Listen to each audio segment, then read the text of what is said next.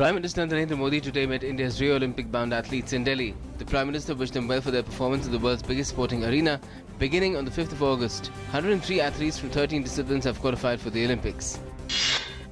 Expansion of the Union Cabinet will take place tomorrow and the oath-taking ceremony will be held at 11 am at Rashtrapati Bhavan. At present, there are 64 ministers in the council, including the Prime Minister. According to the constitution, there can be a maximum of 82 ministers in the Union Council.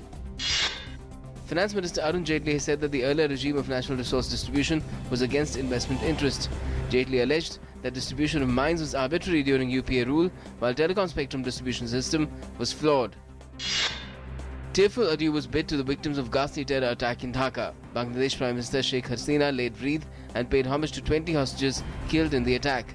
Mortal remains of Tarshi Jain, the Indian girl killed in the Dhaka attack, have been brought back to Gurugram in Haryana, where her last rites were performed. Dhaka police has identified 5 attackers who belong to well-to-do families. A senior Bangladesh official has held Pakistan's ISI responsible for the terror attack. NDRF, ITBP and other agencies continue relief and rescue operations in landslided Pithoragarh and Chamori districts of Uttarakhand. Cloud bursts and landslides triggered by heavy rain hit normal life elsewhere in the state. Char Dham Yatra has resumed after a day's interruption. The Supreme Court will hear the Delhi government's petition tomorrow on interpretation of Article 239AA on powers of Delhi government vis-a-vis the centre. Justice J.S. Kehar recused himself from hearing the matter. It will be listed before a different bench. The Supreme Court will hear plea challenging NEET ordinance on the 7th of July.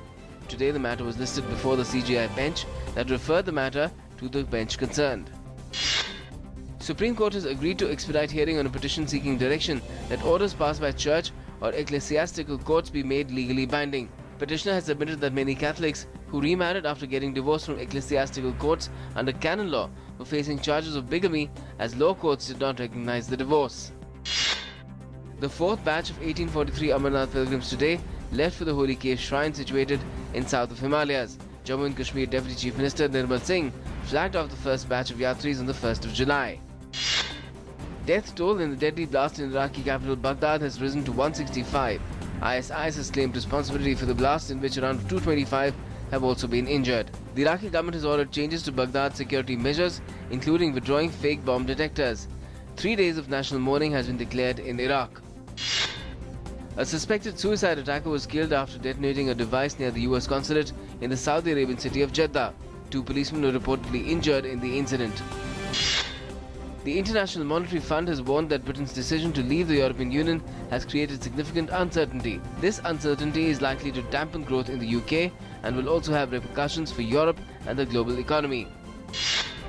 In Eurocup football, France has entered the semi-finals after beating Iceland 5-2. France will clash with arch rivals Germany in the semi-final. For Iceland, it brings to an end a wonderful run at the tournament in which they defied expectations.